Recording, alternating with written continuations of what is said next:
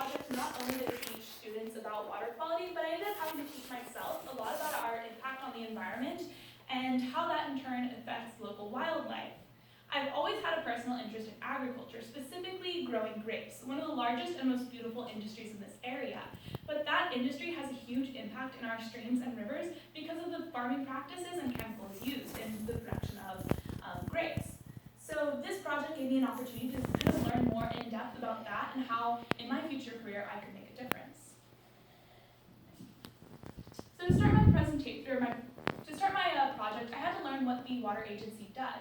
And I did that working with my amazing mentor, Ryan Fragiati, a water education manager at the Sonoma County Water Agency. With him, I took a tour of the local offices and was introduced to many different employees there and learned a lot about what they all did in the different aspects of the Sonoma County Water Agency. And he introduced me to Aaron Johnson, an environmental specialist with the water agency. With Aaron Johnson, I had the opportunity to go on a spawner survey. To do that, we walked through the creek and going through the water, not around it, in giant waders and boots, looking for reds, or salmon spawning nests. And that's what you'd see here. To the naked eye, it can be really hard to recognize. I myself couldn't really look at that and notice that it's a salmon nest. But what they see is that there's large rocks kind of curving up towards the top, and this smaller divot and hole in the riverbed where the salmon lay their nest. And the salmon do that by flicking the rocks out of the way so that they can create a safe place for them to lay their eggs and have the eggs mature. When we found one of these nests, we had to take measurements like the width and the depth of it, as well as water temperature and GPS location of where it was found in the river, so they could estimate what kind of salmon had made it and how many salmon were in that given area, as a way of telling how healthy that creek is at a given time. And this is really important because salmon are an endangered species in this area, so taking these measurements are a good prediction for how healthy a creek is. Once I had a solid understanding of water quality, which I had learned through various emails with my mentor, a lot of independent research, and one-on-one meetings with different employees, I was introduced to Gary Graves, a local 6th grade math teacher at Mark West Elementary.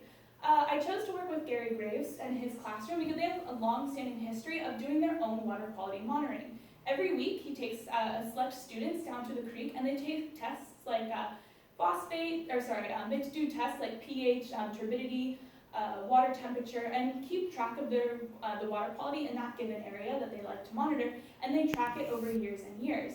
So my job was to come in and teach them about my experience working with the Sonoma County Water Agency, as well as help them implement 2 new tests to their weekly routine. So with that, I created a lesson plan around phosphates and nitrates, and I taught them how phosphates and nitrates get into our local streams and rivers, what effects they have on local wildlife, and how they affect the people who rely on that water as well. This is really where I learned how big of an impact the viticulture industry has on our streams and rivers. Because so many of those chemicals are actually used in the processing of wine, the phosphate and nitrate levels of our local streams and river are much higher than what they should be. On one of the first creek walks that I did with the class, we actually found a puddle of oil. And this is kind of in a stagnant puddle on the side of the river that was overflown from the heavy rain a few weeks before. And this was really concerning to us. So you can see a picture of it when we first found it over there. The class themselves predicted that it had erosion from the soil underneath and was from an old oil spill. For my lesson, I had taught them that oil and gas used in cars actually has high levels of phosphates and nitrates. So this is a perfect real-world example that I could use them to teach what kind of effects that oil would have on the water. So we continued to photograph and monitor that puddle of water for the next couple of weeks so that we could see over a timeline what would happen to that water. And what we saw happen here was this photo. You can see that in that photo there's actually a lot of algae that ended up growing. And that's because phosphates and nitrates act as a fertilizer to the algae, and what happens when we have large algae growth in a pool of water is that it deprives the fish and the wildlife of oxygen that they need to breathe. So this is really concerning to see this happening. And then here's a photo of some of the tests that we took on the phosphate and nitrate levels of that pool of water, and we can see here the phosphate levels are at about 4 parts per million, where a healthy creek would have about 0.8 parts per million. This is very high for any body of water, and when we actually tested the creek itself, we saw that it had between 2 to 3 parts per million. One of the most intimidating components of my project was having to teach a classroom full of students on a subject that I was brand new to. Many of these students had been studying water quality as part of their curriculum all year long, so some of these 6th grade kids were smarter about it than I were. They knew a lot. but they also had a huge passion for water quality and were really interested in what I had to say. Two of the students actually took it upon themselves to email the Sonoma County Water Agency and report the oil spill that we had found. This wasn't something I instructed them to do. I actually came up to class and I was really surprised to hear that they had done this. They felt so passionate about making a difference in their community and used data that I had taught them how to take in order to report this to the proper authorities and try to make a difference and get an oil spill cleanup started in that area. I learned that it's highly rewarding to see how teaching students can make a difference in the world. I had the opportunity to be a teacher for once instead of a student, and it showed me how valuable teachers are to our community. I also learned that environmental damages are sometimes hard to see. We all recognize trash on the side of the road, but phosphates and nitrates are invisible to the naked eye. We use too much fertilizers in our local crop, and the phosphate levels are much higher than what they should be. I intend on majoring in wine business at Sonoma State University this upcoming semester, and I've gained a lot of awareness about how farming practices need to be safe for the environment that they rely on to grow. Overall, this has been a really fun and amazing experience for me. I will continue to work with Mr. Gray's class to monitor and further the efforts of the oil spill cleanup. We're waiting to hear back from the Water Quality Board to find out what we need to do next. We will continue to test the water and spread that information to educate students and help spread awareness. Thank you for listening.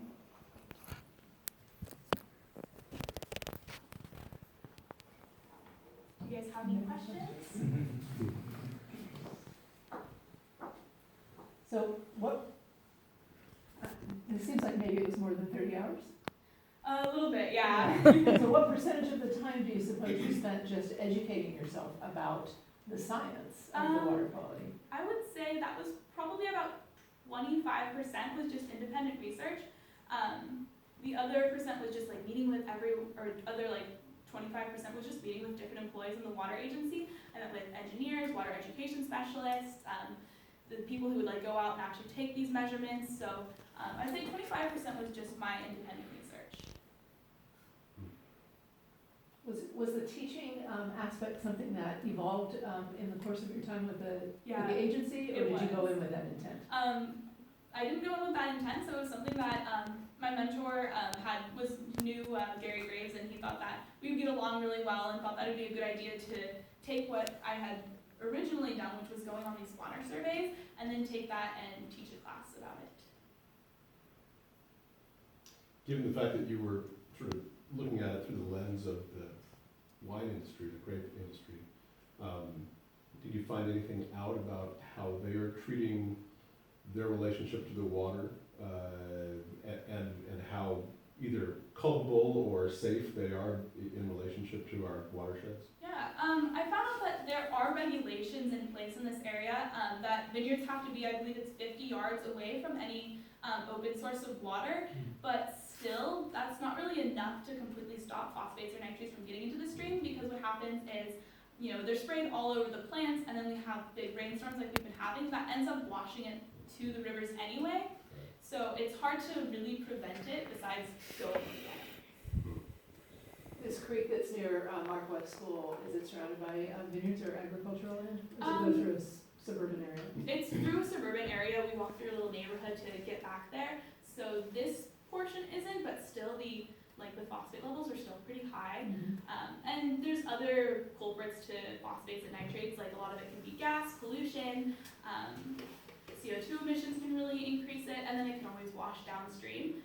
Phosphates and nitrates are also something that occur naturally, just any plant decay or fish decay, so that's why you would expect there to be about 0.8 parts per million, and then I think nitrates are 2 to 3 parts per million is safe. So there's some natural phosphate levels and nitrate levels that you look for, but they're definitely higher than that. I was curious that in the beginning of your presentation, as you were describing checking the salmon egg population, I live in West County, and we're always told to stay out of the creek to not disturb it, and yet I saw you guys actually in the creek. So how are you guys stomping around the creek and still being careful of the growing egg population? They are really good at recognizing them, so definitely while we're walking through, they're looking out for them. And when we can kind of get on a little bit of a bay, we try to.